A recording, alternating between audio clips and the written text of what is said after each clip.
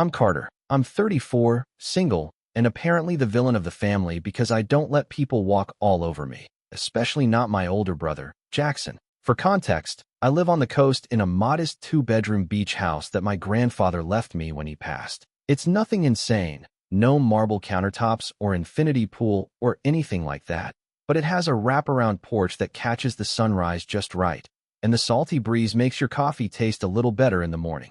It's the only place that's ever really felt like home. I spent summers there as a kid, listening to my grandpa's war stories and learning how to patch a fishing net. When he died, he left it to me in his will, not to my parents, not to Jackson, me. And that didn't sit well with certain members of the family. Jackson is 5 years older than me and has always carried himself like the main character. He was the golden boy growing up, quarterback, valedictorian, dad's pride and joy. I was the quiet kid who got good grades and didn't cause trouble, which meant I got left alone. I didn't mind, honestly. Jackson always wanted the spotlight. I just wanted peace. He went on to become a financial advisor, drives a leased BMW, and wears those sunglasses that cost more than my rent used to. He's the kind of guy who speaks in LinkedIn buzzwords, like synergy and market leverage. He's also incredibly charming to anyone who doesn't know him well. To his clients, he's a smooth-talking professional. To his friends, he's the life of the party. But to me, he's a narcissist with a superiority complex and a temper that flares up whenever he doesn't get his way. We were never close. Growing up, he used to mock me in front of his friends, call me Little House Carter, because I liked drawing floor plans and reading architecture magazines. He made me believe I was weird for having hobbies that didn't involve chasing a football or hitting on cheerleaders. The older we got, the more distance I put between us. But that didn't stop him from calling when he needed something. The first hint of trouble came a year ago when Jackson got engaged to a woman named Brooke. She was fine, nice enough on the surface, but she gave me those performative, passive-aggressive vibes. The kind of person who'll compliment your shirt and then ask if you found it on sale in a tone that makes you second-guess yourself. She called me Sweet Carter, in this voice that made me feel about 3 feet tall, and always laughed too hard at Jackson's jokes, especially when they were at my expense. The engagement announcement was the first time I noticed the shift. We were all at our parents' house for dinner. Me, Jackson, Brooke, my mom, and Dad, and everyone was fawning over the ring. Jackson stood up, clinking his wine glass with a spoon, and made a big show of how this was the start of their empire. Then, casually, like he was asking to borrow a pen, he turned to me and said, "And of course, we'll be spending our honeymoon at the beach house. Gotta soak up that ocean view while we plot out baby names." I remember blinking a few times, confused. "You mean my beach house?" I said, trying to keep my tone light. Jackson laughed. "Come on, Carter, don't be weird. You're not even using it half the time. It's the family house." "No," I said, a little firmer. "It was Grandpa's, and he left it to me." Jackson's smile didn't falter, but there was a flicker in his eyes, annoyance, maybe. He raised an eyebrow like I was the one being difficult. "You're seriously going to be stingy about this? It's not like we're asking to move in. Just a couple weeks. Family supports family, right?"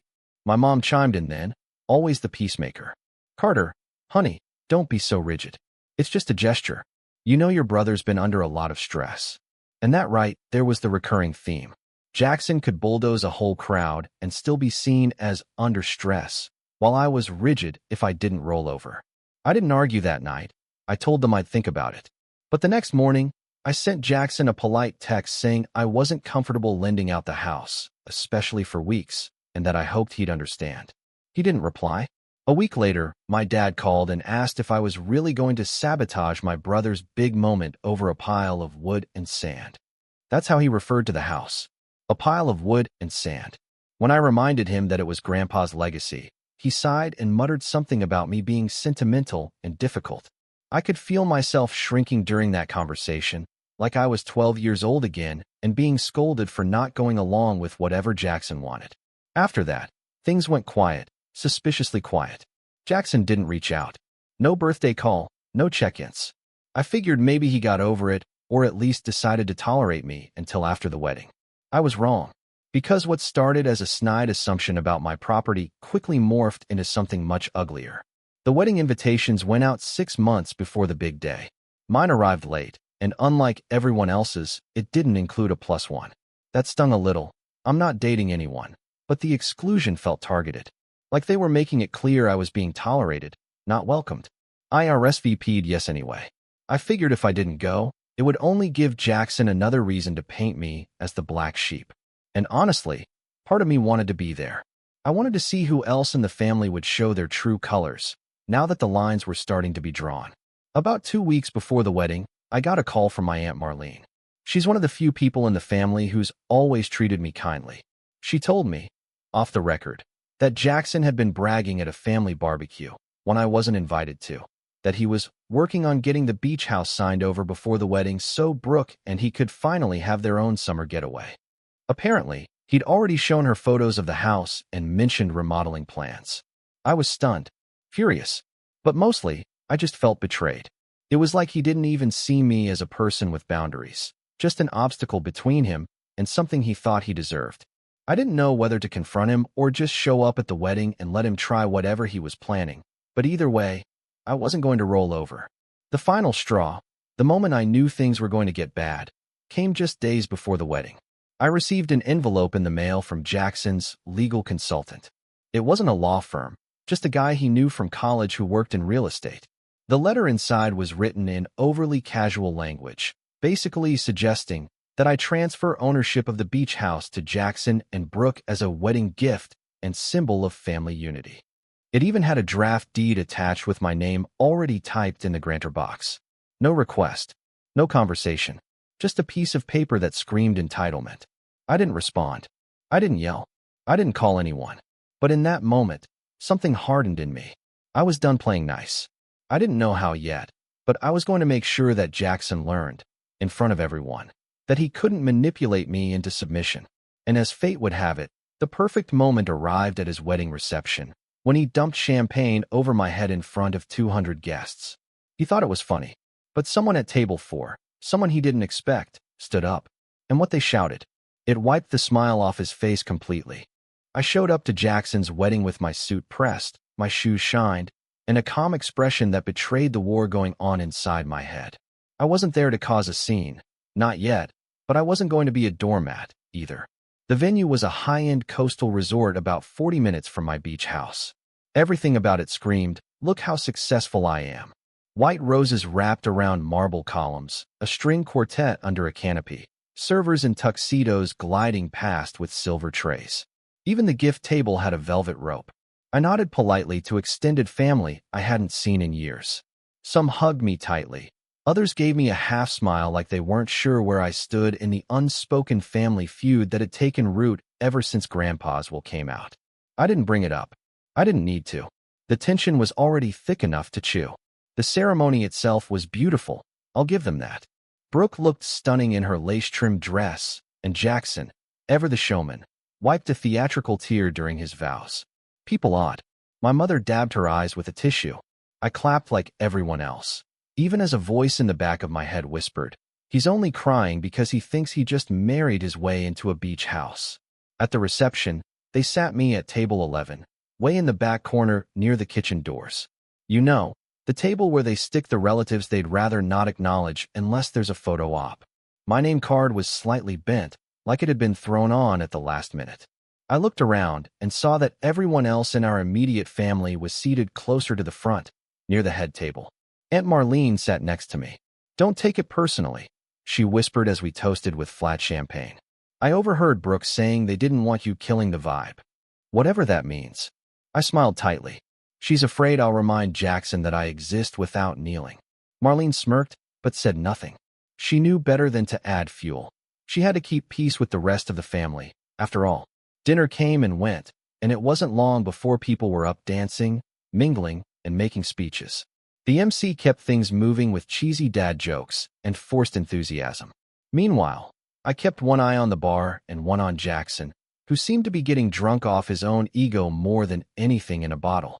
He kept gesturing grandly, hugging guests like a politician, whispering in Brooke's ear as they shared smug smiles.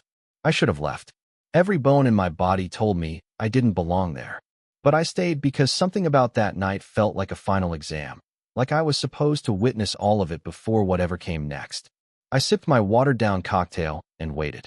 Then came the family tributes.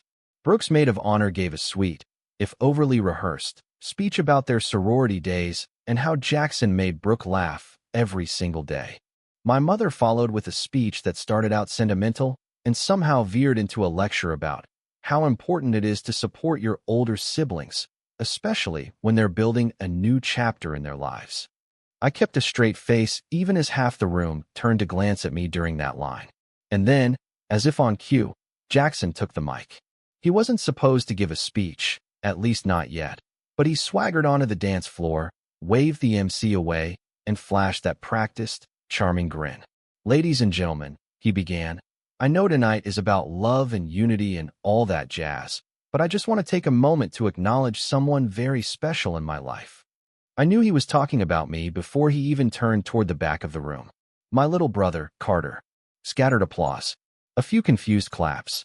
I froze in place, still holding my drink. "Now Carter," Jackson continued, "isn't exactly a spotlight kind of guy. He's more of a porch-sitting, ocean-watching, book-reading kind of guy." He chuckled. "But he's always been there. And while we don't always see eye to eye, I know deep down he loves his family." He raised his glass. "So Carter, thanks for coming. And thank you, in advance, for the incredible wedding gift you're going to give us." I blinked. A ripple went through the crowd. Brooke giggled, hiding her face behind her hands. My father gave a single approving nod, like this was all part of some rehearsed performance. I felt the blood drain from my face. This wasn't a speech, it was a setup. Jackson went on. "You see, Carter has this gorgeous little beach house. Some of you have seen it. It's right on the water, breezy, perfect for summer getaways. It belonged to our grandfather, who always said family came first. And Carter, in his quiet wisdom, has decided to honor that tradition." He looked at me then, smiling, daring me, by giving us the keys as a symbolic gesture. A new beginning for a new family. The room erupted in applause. People whistled. Someone at another table yelled, "That's so generous." I stood up. Slowly. My chair scraping against the floor made a loud, awkward sound. I was still holding my drink, still trying to process the public ambush I'd just walked into. Jackson raised his eyebrows.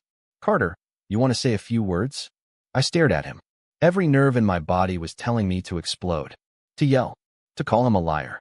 But all I did was shake my head and sit back down. I wasn't going to give him the satisfaction. Aunt Marlene leaned over and whispered. That was low, even for him. "I'm fine," I lied. My heart was pounding so hard it felt like it might break through my ribs. The next 30 minutes were a blur. People came over to thank me. Some hugged me. One guy even asked if I'd rent the place to him when Jackson wasn't using it. I had to excuse myself to the restroom just to breathe. When I got back to the table, my phone buzzed. It was a text from Jackson. "Smooth move. Just go with it. You'll look better if you don't make a scene." I stared at the screen. My jaw clenched. My fingers hovered over the keyboard, but I didn't type anything. Not yet. The DJ called everyone to the floor for the first dance. I watched from the sidelines as Jackson and Brooke swayed to a painfully generic Ed Sheeran song, both of them grinning like they'd already won. I could feel the tension in my shoulders build like a tidal wave that hadn't yet crashed. And then came the champagne. After the dance, after the toasts, after the cake had been cut, Jackson came over to me holding a fresh flute of bubbly. His cheeks were flushed with alcohol and self-satisfaction. He clinked the glass against mine. "Seriously," he said, loud enough for nearby guests to hear. "You're doing the right thing. Bro Grandpa would be proud." "I never agreed to give you the house," I said calmly. Jackson smirked. Sure. But you didn't say no. And that was your shot." Before I could reply, he raised his glass higher and, with one flick of his wrist, poured it over my head. It wasn't subtle. It wasn't accidental. It was slow, deliberate. Every drop of champagne sliding down my forehead felt like gasoline on fire. A collective gasp swept through the room. Chairs scraped back. People stopped mid-conversation. I could feel 200 pairs of eyes lock onto me, some horrified, some amused, all silent. Jackson laughed. "Just christening the new deed holder," he shouted. "It's a family tradition." Brooke laughed, too. My mother looked stunned, but not enough to say anything. My father just sipped his scotch like he wasn't witnessing a public humiliation. I didn't move. I didn't wipe it off. I stood there, dripping, watching Jackson double over with laughter like it was the funniest thing he'd ever done. And then it happened. A voice from across the room, sharp and commanding, cut through the noise like a gavel. That's enough. The room went dead silent. Heads turned. From table 4, the one with all the professionals, apparently, a man in a navy suit stood up. He was tall, mid-50s, silver hair, with the kind of voice that made people instinctively listen. "I'm sorry," he said, looking directly at Jackson. "But what you just did, that was assault and public coercion." Jackson's face went pale. The man stepped forward, slipping something from his inner jacket pocket. "I'm a real estate attorney, and unless Carter here has signed anything willingly, you're not getting your hands on anything except a possible lawsuit." The champagne dripping down my collar suddenly felt cold. Jackson opened his mouth, but no words came out. And just like that, the mask started to crack. The silence that followed the lawyer's outburst was thick enough to slice with a steak knife. Everyone had turned, faces frozen mid-laugh, eyes wide with confusion or secondhand embarrassment. I could still feel the champagne soaking into my shirt collar, the bubbles trailing down the back of my neck like cold fingers. Jackson stood there across from me, still holding the empty flute, his hand trembling just slightly now. His tan had gone a shade lighter. His jaw tightened, but the cocky grin was gone. The man from table 4 walked closer, his polished shoes tapping against the marble tiles. He wasn't smiling. "I'm not trying to ruin your wedding," he said, keeping his voice level. "But I am not going to sit by and watch you humiliate someone over property that clearly doesn't belong to you." He turned to me. "Are you all right?" I nodded slowly, trying to find my voice. "Yeah, just surprised." The man handed me a business card. "Ronald Berkeley. I specialize in estate law. If he sends you anything else, letters, emails, documents, you call me. I'll handle it."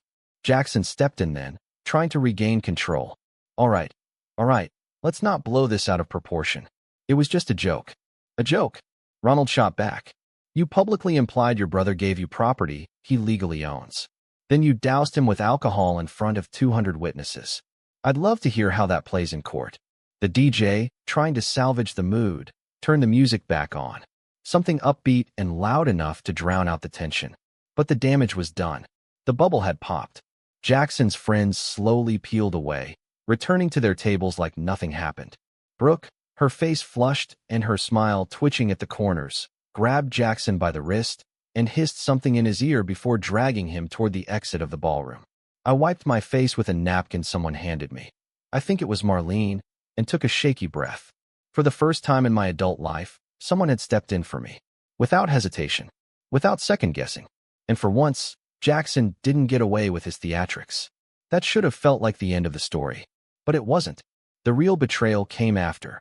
Not 5 minutes later, my mother approached me, face tight with discomfort, like she'd just walked barefoot across broken glass to get to me. Her voice was soft, apologetic, the way she used to sound when she was trying to tell me something awful while pretending it wasn't.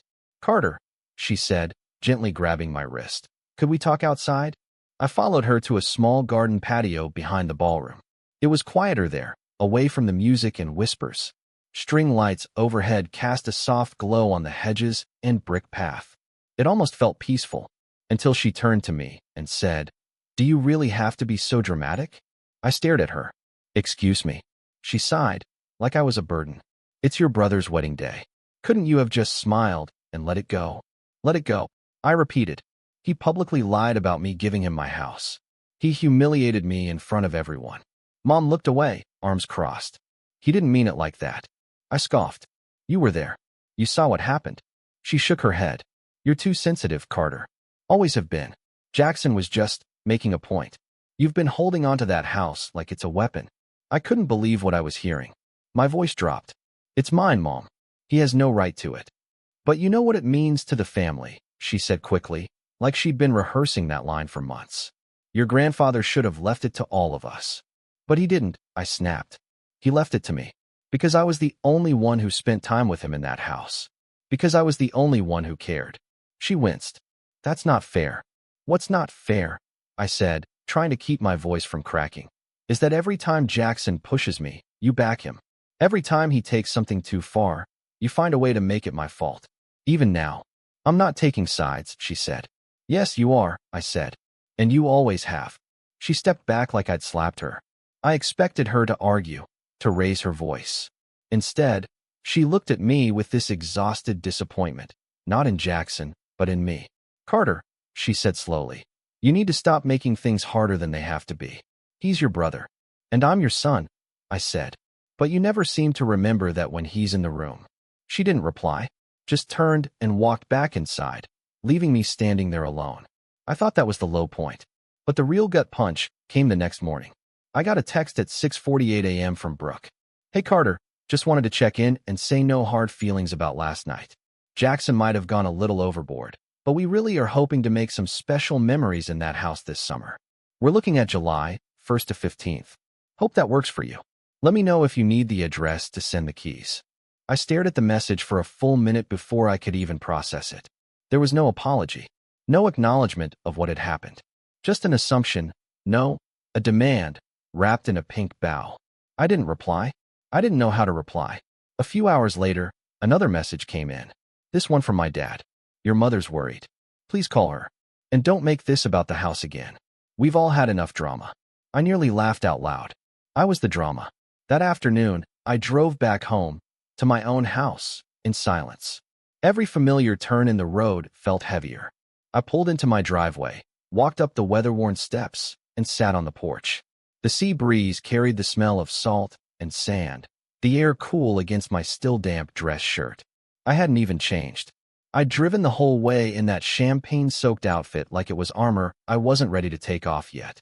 I sat there until the sun started to dip toward the water, watching the sky burn orange and gold, thinking about how fast things had spiraled, about how much I had ignored over the years.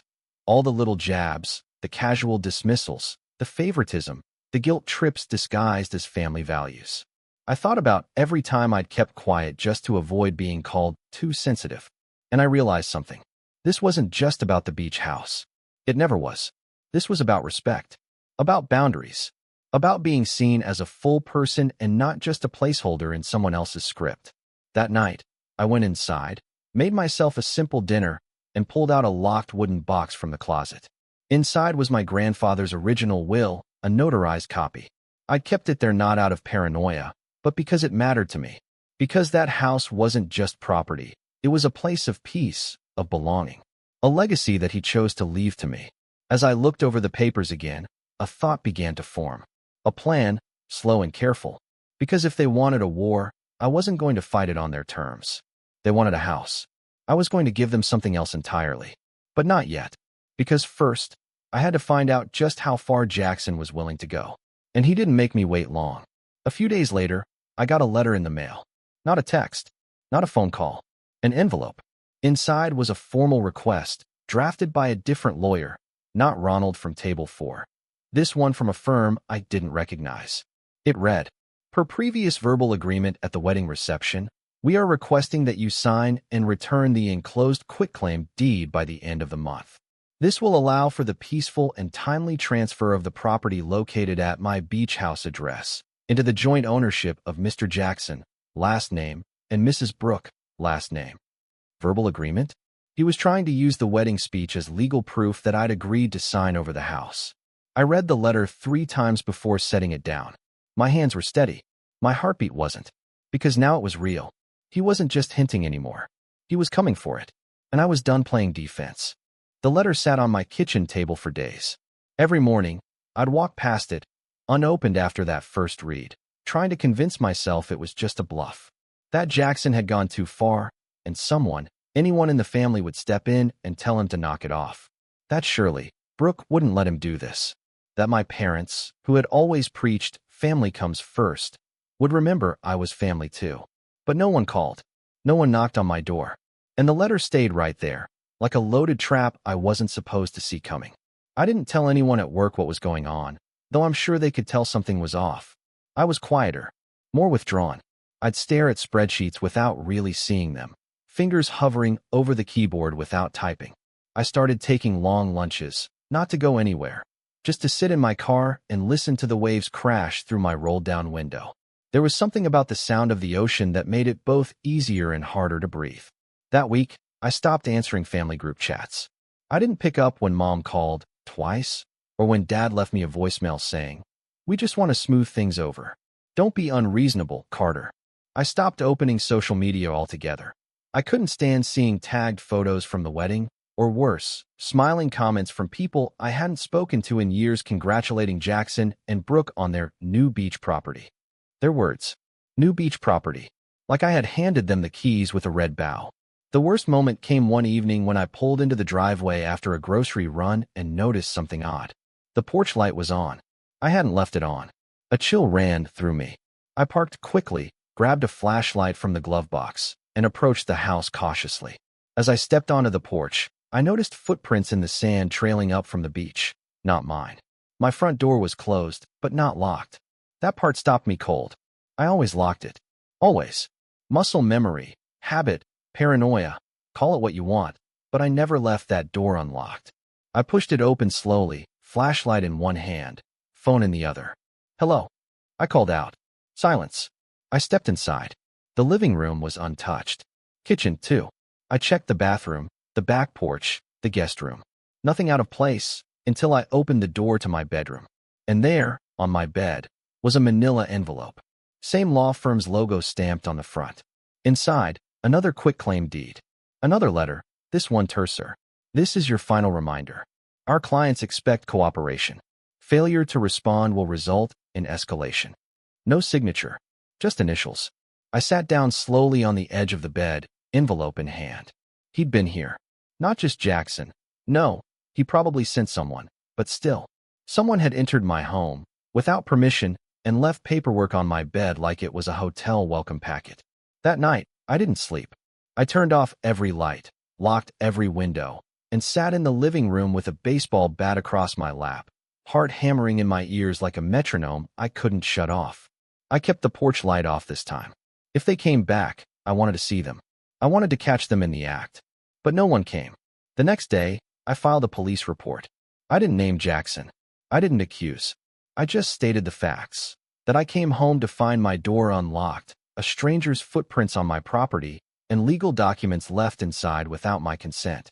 The officer was polite but non-committal. Could have been a delivery, he offered. Maybe a paralegal. I didn't request anything, I said. He shrugged. Not much we can do unless you catch them in the act or have video. Maybe consider a camera system. So I bought one. A full set, doorbell, floodlight cam, motion sensors. I spent the weekend wiring it all up myself, every screw drilled with the tight-lipped precision of a man who had run out of second chances. Something shifted in me during that installation. A quiet resolve. I wasn't going to beg for fairness. I wasn't going to plead or reason or try to make anyone understand why this was wrong. I was done explaining myself to people who never listened. That same weekend, I drove to my grandfather's old storage unit. It had been cleaned out after his passing, but I'd kept a few boxes stored there, mostly his journals, some photos, and a few odds and ends no one else wanted. I found the box labeled Property Docs and pulled it down, fingers trembling slightly. Inside, receipts, letters, blueprints, and one very important binder, the kind of thing only someone from his generation would have assembled. Every record related to the house. Tax assessments, repair logs, insurance policies dating back 30 years. He'd written notes in the margins with a black ballpoint pen. Fixed the roof after the hurricane. Replaced the dock with Carter, summer 2008. There was history in every page. My history. Later that night, I made a copy of the binder and dropped it off at Ronald Berkeley's office, the lawyer from the wedding. His assistant took it, eyes widening slightly when I told her what was inside. "Are you planning to take legal action?" she asked. "Not yet," I said, "but I want to be ready." She nodded. "We'll be in touch." The following week, the calls from Jackson started. First, casual. "Hey man, sorry about the champagne thing. Just got carried away. All good, right?" Then, passive-aggressive. "I don't know why you're being so cold about this. We're family. You said it at the wedding." Finally, hostile. "You think this house means something just because Grandpa gave it to you? That's not how legacy works. That's not how family works. You're being selfish." I blocked him. Next, Brooke tried. "Hey sweetie, listen, we're trying to coordinate the contractors for some minor updates. Just paint. Nothing major, but we need access to the interior. Can you send over the key code?" I didn't respond. I replaced the code the next day. Every step I took made it clearer. I wasn't safe with these people. Not emotionally, not physically, not legally. And the longer I stayed silent, the more they would keep pushing. But something else started happening, too. One by one, people began reaching out. Not to scold, not to pressure, to apologize. A cousin I hadn't spoken to in years messaged me. Didn't know all that went down at the wedding. Just wanted to say you handled yourself with class. A neighbor from down the beach called and said he'd seen a strange man near my porch that week. Didn't look like you. Thought you should know. Even Aunt Marlene sent me an email. No subject line. Just, I'm sorry. If I could go back and say something that night, I would've. And then a package from my grandfather's attorney, someone I hadn't contacted, but who had apparently been following the noise. Inside was a copy of a video. Grainy footage, but clear enough. My grandfather, seated in his old armchair, speaking directly to the camera. "This house goes to Carter," he said. "I'm putting that in writing, of course, but I want to say it plainly. He's the only one who ever treated it like more than property. He's the only one who treated me like more than a name in a will." He chuckled. "If Jackson tries anything, tell him I said no. Tell him I said heck no." I watched it 3 times. Then I closed the laptop and sat very still. Rock bottom, I realized, wasn't the moment Jackson poured champagne on my head. It wasn't the betrayal from my parents, or the silence, or the unlocked door. It was the moment I realized I had spent my entire adult life hoping for something I was never going to get. Validation, fairness, an equal seat at the table. And I was done waiting. They wanted war. I was finally ready. But first, I had one last thing to do. Because someone had helped Jackson get that law firm involved. And I had a very good idea of who. I didn't start the next part of my life with some big speech or grand gesture. It began quietly, with a trip to the county clerk's office. I walked in on a drizzly Wednesday morning wearing jeans, a windbreaker, and a calm I hadn't felt in months. I had a folder tucked under one arm. The notarized will, the property records, the video transcript, and the letter Brooke had sent me requesting the house key for contractor access. That last one was highlighted and printed on company letterhead, a rare rookie move. The clerk behind the glass window greeted me with the same polite indifference I imagine she gave everyone. I slid the folder through the slot. "I'd like to place a formal notice on my property title," I said. "Preventative flag. There may be unauthorized attempts to claim or alter ownership." She raised an eyebrow. "You've got paperwork to support that?" I gave her a small smile. "Plenty." An hour later, I left the office with the paperwork filed and a legal freeze on any ownership transfers regarding the property. That meant even if someone tried to sneak something through, even with a forged signature or a shady notary, it would set off alarms and require a full investigation. That was my first real step out of the shadows. My first act of defense that felt like offense. And from there, things started to move. Ronald Berkeley called me that evening. "Got your documents," he said. I watched the video twice. Brilliant. Emotional. Clear intent. "If they try to take this to court, we'll eat them alive." I exhaled slowly. "So, I'm not crazy, right?" "Not even close," he said. "You're one of the most level-headed clients I've ever had. You've documented everything. You've been patient. You've acted in good faith. That video, that seals the deal." I don't know what it was about hearing those words. Maybe just someone with authority confirming that I wasn't the villain in this story, but something inside me loosened. I actually laughed. A real, chest-deep laugh that caught me by surprise. Ronald wasn't just helpful. He was strategic. Over the next week, we drafted a formal cease and desist letter addressed to both Jackson and Brooke, as well as their law firm. It included evidence of coercion attempts, documentation of unauthorized property entry, a copy of the recorded will and video statement, and a warning that any further attempts to interfere with the property would result in legal action. We mailed it, emailed it, and served a copy directly to Jackson's office downtown. According to Ronald, it hit him right as he was walking into a client meeting. I didn't hear from Jackson after that, not for days. Not even a whisper. It was eerie, but peaceful. I used the quiet to rebuild my routines. I started waking up early again. The kind of early where you can still hear the foghorn in the distance and feel the ocean mist cling to your skin. I'd make coffee, sit on the porch wrapped in an old wool blanket, and just watch the tide come in. I started sketching again, something I hadn't done in years. Drafting little renovations I might one day make to the house. A sunroom off the back, a reading loft above the kitchen, maybe a tiny guest cabin tucked near the dune grass for the rare friend who visited. For the first time in a long time, I stopped thinking about them. And I started thinking about me. Word got around slowly. People in the family started to realize I wasn't caving, that I hadn't signed over anything, that I had gotten legal help and wasn't afraid to use it. Some reacted with silence. Some, like Aunt Marlene, became quietly supportive. She dropped off a pie one Sunday afternoon and sat with me on the porch. No lectures, no pity, just quiet conversation about Grandpa and the garden he never quite managed to grow. Others tried to pivot. One of Jackson's groomsmen messaged me on Instagram with a clumsy, "Hey man, just wanted to say I admire how you're standing up for yourself." I didn't reply. 2 days later, he deleted the message. But the real shift happened when a local architecture firm, small, community-driven, mostly coastal restoration work, reached out after seeing my name mentioned in a real estate newsletter. The founder, Beth, had read about my grandfather's house years ago in a feature on historic beach properties. "We're working on a preservation project up the coast," she said over the phone. "Saw your family name come up recently and thought, I don't know, maybe you'd want to get involved." I hesitated. "I'm not a licensed architect. I just draw." "Then draw," she said. "We'll handle the licenses. Come in and meet the team." So I did. I brought in a portfolio of old sketches, some I'd done as a teenager, others just weeks old, and they flipped through them like they were seeing treasure maps. Beth offered me a freelance contract on the spot. Not full-time, not yet, but enough to get my hands dirty again. Enough to feel useful. I started spending 2 or 3 days a week in their little studio space, consulting on layouts, offering design ideas, helping with mock-ups. The team was kind, down to earth. No one made me feel like an outsider. They respected my ideas, even when I second-guessed myself. That job, small as it was, changed everything. It gave me momentum, purpose, a sense that maybe, just maybe, the beach house wasn't a burden or a source of drama. Maybe it was my beginning. That's when I started the blog.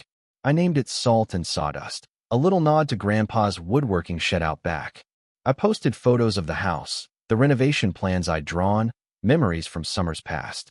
I wrote short pieces about coastal living, building things with your hands, preserving family legacies without losing yourself. At first, only a few people read it, then a few dozen, then a few hundred. Within 2 months, I was getting emails from people across the country. Some shared stories of houses they'd inherited. Others asked for help designing their own beach cabins. One woman from Maine sent me a photo of a front porch her father had built in 1961, asking how to keep the wood from rotting in salty air. I answered every message. And the more I gave, the more came back. Traffic to the blog spiked. A local lifestyle magazine reached out for an interview. A regional podcast asked if I'd talk about coastal resilience and family preservation. I laughed at first, me on a podcast, but I did it. And people listened. And slowly, something strange happened. My name stopped being Jackson's brother and became Carter. Carter with the beach house. Carter with the stories. Carter with the calm voice and steady hands and quiet stubbornness that finally made sense to the people who once overlooked me. Of course, not everyone liked that. Jackson sent one last email. Short. Cold. "Congrats on your little blog. You win. Hope it was worth it." I didn't reply. I didn't need to. Because by then, it wasn't about winning. It was about becoming. I wasn't the quiet little brother anymore. I wasn't the side character in Jackson's story. I wasn't the weird kid who read architectural journals instead of throwing footballs. I was building something, and they couldn't take it from me. But even as my life was improving, even as peace started to grow around me like sea grass after a storm, I knew the storm hadn't passed. Jackson wasn't done. He never walked away from something he thought he deserved. And while I was finally standing tall, I could feel the next wave forming in the distance. And this time, I was ready for it. The waves had been calm for too long. It had been 6 weeks since Jackson's last email. 6 weeks since that limp, "hope it was worth it" message had landed in my inbox like a final, half-hearted slap. I thought maybe he'd finally accepted it. That the house wasn't his to take. That I wasn't going to fold. That the old dynamic, him demanding, me apologizing, had died the day he poured champagne on my head. But of course, I should have known better. Jackson doesn't let go. He bides time. He regroups. He waits for the narrative to tilt in his favor again. And then he strikes. I got a call from a woman named Sheila, a senior permit officer for the county. Friendly voice, very professional. She'd stumbled across my name while reviewing an application for a remodel permit for my beach house. Just wanted to verify some details, she said. There's a discrepancy in the ownership name listed versus what's on file. My stomach dropped. Someone submitted a permit for my house. Yes, full roof remodel and rear extension. They listed Jackson, last name, as the owner and included blueprints. I swallowed. Do you have the blueprints handy? I do, she said. Want me to email them? 5 minutes later, I was staring at a PDF titled Brook Beach Retreat, Final Draft. It was stamped with the logo of a high-end design firm from LA. I flipped through the pages, my heart pounding harder with each click.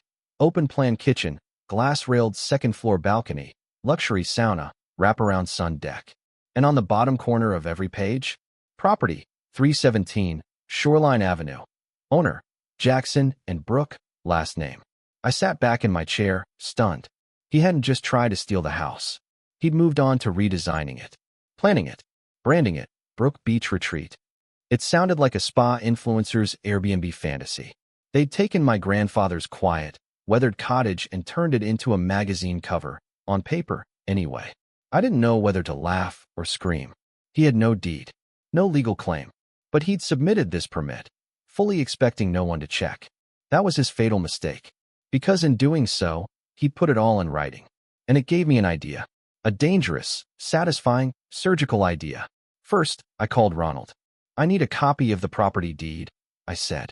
One with the county seal and a time-stamped affidavit confirming ownership.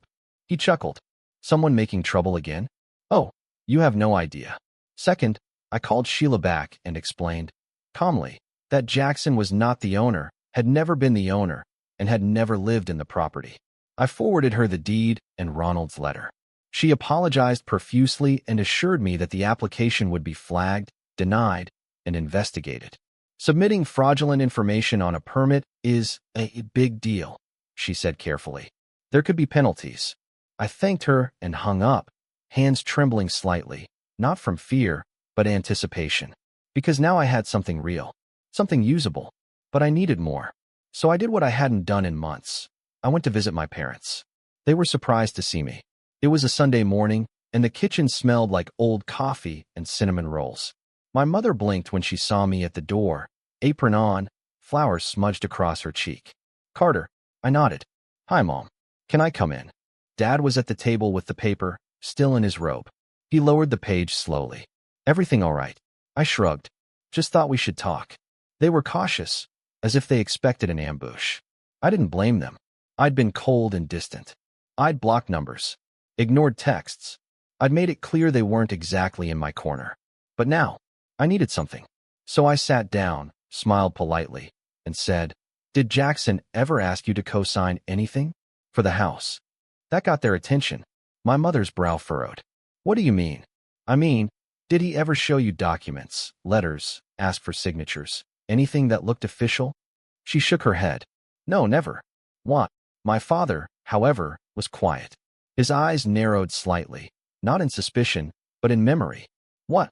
He rubbed his chin. A few months ago, maybe right after the engagement, he mentioned needing a letter of family verification for a mortgage application. Something about proving property access. My pulse skipped. What did you give him? I asked, trying to keep my voice even. Nothing, Dad said. I told him to talk to you directly. I exhaled. Good. Because he just tried to file a remodel permit in his name. Listed himself as the owner. My mother gasped. That can't be right. I pulled out my phone and showed them the blueprints. Brook Beach Retreat. Her name across every page like she'd already claimed it.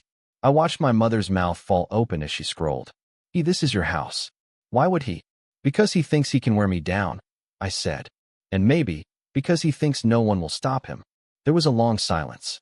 Then, finally, my father said something I never expected to hear. I'll testify if you need me to. I looked up. I'm serious, he said. This is beyond family bickering.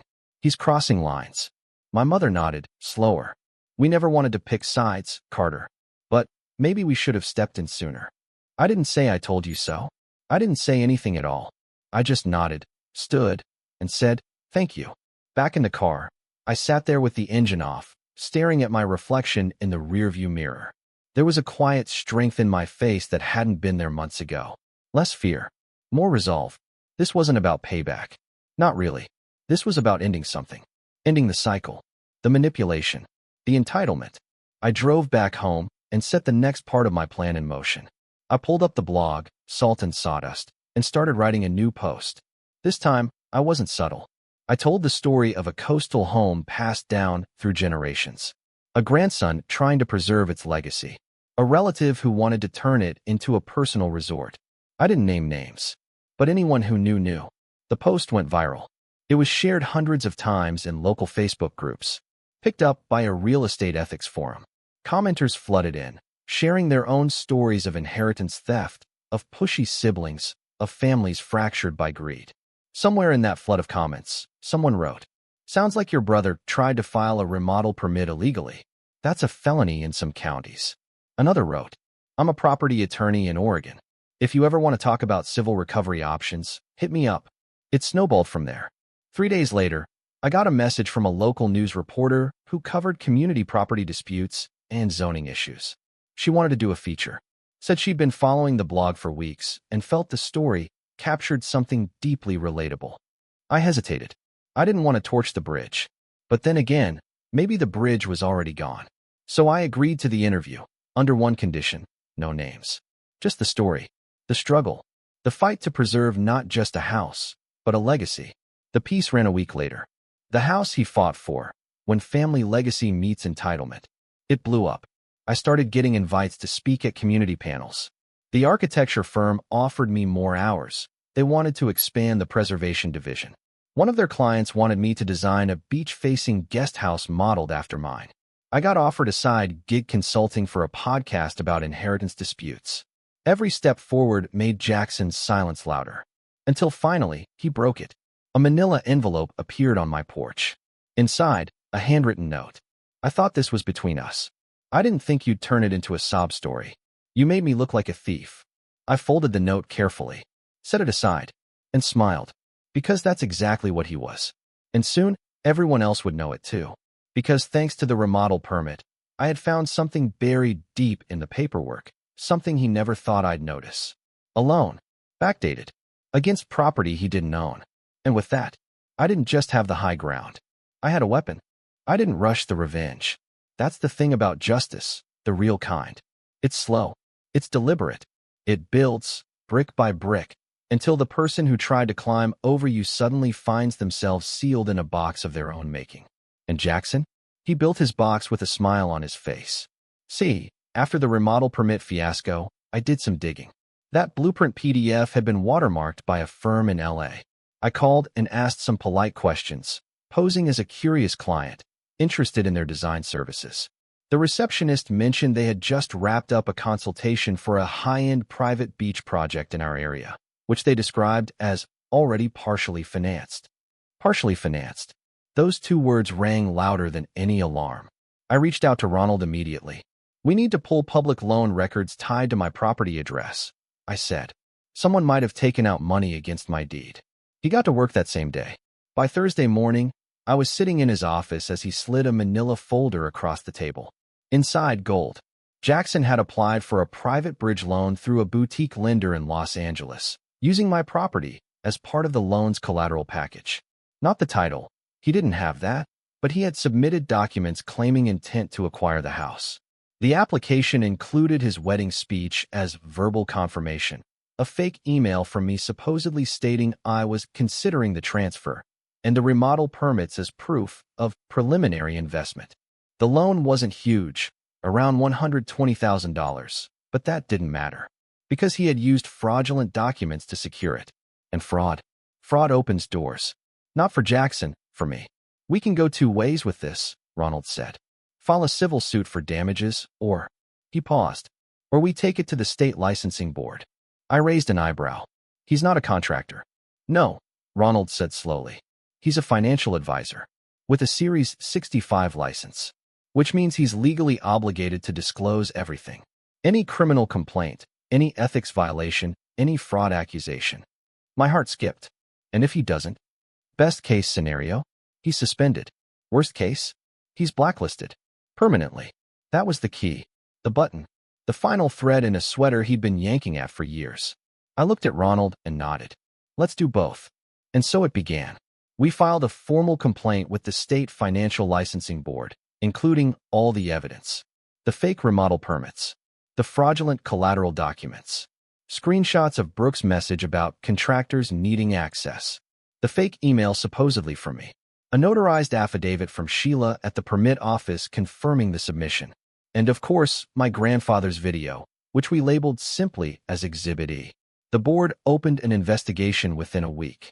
2 days after that, we served Jackson with notice of a pending civil suit for attempted property fraud and financial misrepresentation. I didn't send it to his house. I had it delivered to his office, in front of his coworkers, by a professional process server who, I later learned, announced it loudly in the lobby. Mr. Jackson, last name, you've been served. Civil suit. Fraud. Poetic. I wasn't there to see it, but a friend of a friend, someone who worked in the same building, said he went white as chalk and locked himself in his office for hours. Brooke showed up at my house that evening. Not texting, not calling, just showing up. High heels sinking into the sand, posture tight as piano wire. I met her on the porch. She didn't ask to come in. She just said, "What are you doing?" I crossed my arms. "Following the law. Something you two should have considered." Her lips curled. "You know this will ruin him." I didn't flinch. "He tried to steal my house, Brooke." She hesitated. "He made a mistake." "No," I said. "He made a plan. And then he built a lie around it. Then he forged documents. Then he lied to a bank. This wasn't an accident. This was arrogance." She didn't reply, just stared at me for a long moment, like she was trying to figure out if I'd always been this person or if the house had somehow made me this way. Finally, she said, "You're not who I thought you were." I nodded. "You're exactly who I thought you were." She left without another word. The lawsuit didn't take long to gain traction. When Jackson's financial firm learned about the complaint, they suspended him pending investigation. The licensing board started reviewing his entire portfolio. Clients were notified. His name was quietly pulled from the website. Whispers turned into phone calls. Phone calls turned into meetings. And suddenly, Jackson wasn't Jackson anymore. He was a liability. But it wasn't just the legal fire closing in on him. It was the personal fallout. I'd never gone public with his name. Never posted it online. Never outed him in my blog or to the news. But someone else did. A whistleblower, maybe a colleague, maybe an ex-client, submitted a tip to a watchdog site for financial ethics. Jackson's name was posted, along with redacted court documents and summaries of the complaint. It went viral in the worst possible way. His LinkedIn went dark. His wedding photos disappeared from social media. Brooke deactivated her Instagram. And then came the cherry on top. A call from a man named Devin Ashmore, an independent real estate investor who had apparently seen the article, read my blog, and done some digging of his own. "I have a proposition," he said. Normally, I would have been wary.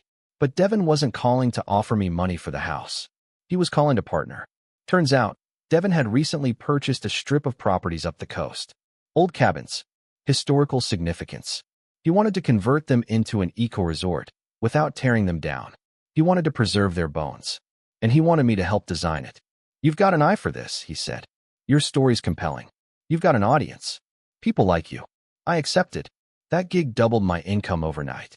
But more than that, it gave me something Jackson had always tried to hoard for himself: reputation.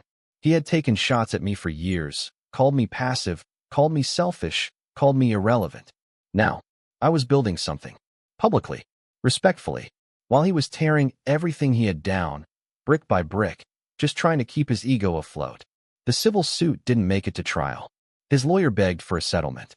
We agreed on my terms. A formal written apology. A financial settlement to cover legal fees and damages. And a public admission of the fraudulent loan documents.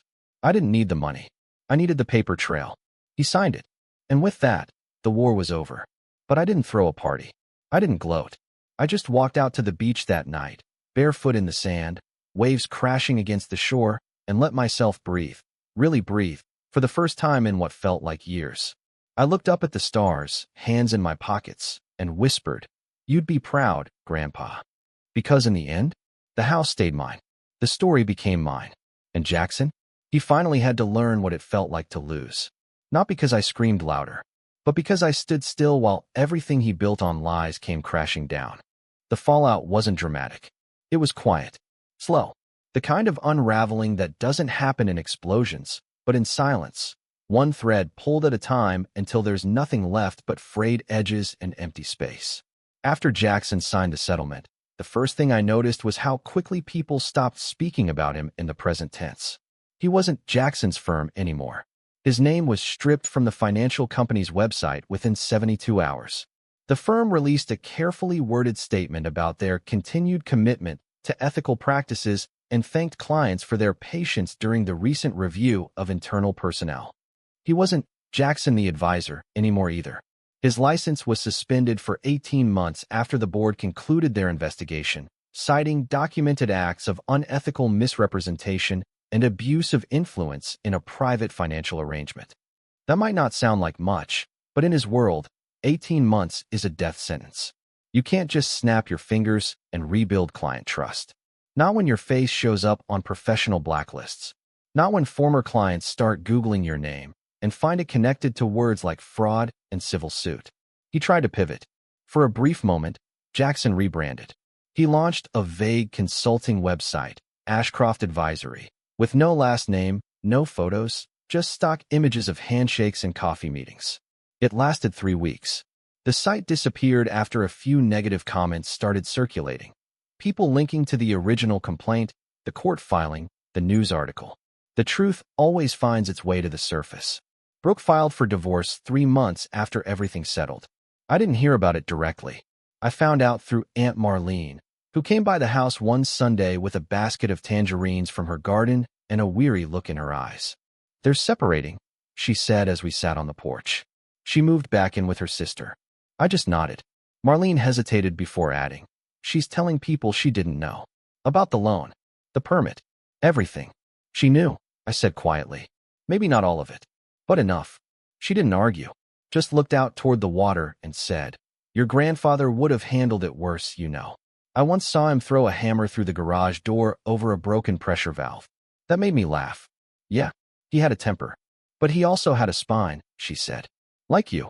The family, for what it's worth, recalibrated. Not overnight, but slowly. Mom came by a few times. No grand apology, just casseroles and gentle conversation. It was her way of reaching out. I accepted it for what it was. I didn't need groveling. I just needed space to be seen without judgment. Dad took longer.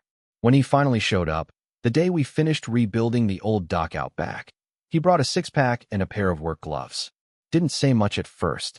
Just stood beside me, looking out over the ocean as the sun dipped low. After a while, he said, "You were right." That was all. But it was enough. I didn't throw it in his face. I didn't ask why he took so long to say it. I just offered him a beer, and we sat there in silence, the kind that doesn't need to be filled. The architecture firm promoted me, not because of the blog or the media attention, though that helped, but because I'd proven I could see a vision through, that I could take something broken and restore it. Not just a house, a story. I now manage their coastal restoration division. I design homes for people who want more than luxury, people who want roots, heritage, meaning. It's not glamorous, but it's real. And Salt and Sawdust? It exploded. Not because of drama, because people crave honesty. Every week, I get letters, real letters, in envelopes with stamps, from readers who say the blog gave them courage. To speak up, to stand their ground, to confront that sibling, that uncle, that greedy relative trying to rewrite history. One letter still sits on my desk, handwritten in delicate cursive. It reads, "Thank you. My sister tried to take my farmhouse after Mom passed. I let it happen because I was scared to cause a rift. Reading your story made me realize it was never about the house. It was about dignity. I called my lawyer this morning. I read that line often, because it reminds me that what happened wasn't just about me. It was about all the quiet people and families full of noise. The ones who are told to be the bigger person, to let it go, to avoid drama, while others take and take and take. But eventually, the quiet ones stop backing away. They find their footing. They learn how to speak. And when they do, it's not loud. It's not violent. It's surgical. Months passed. Seasons changed. And one morning, sometime in early spring, I got a knock at the door. It was Jackson. He looked older, thinner. The confident posture was gone. No sunglasses. No suit. Just jeans, a hoodie, and hands shoved deep into his pockets. I stepped onto the porch, closed the door behind me.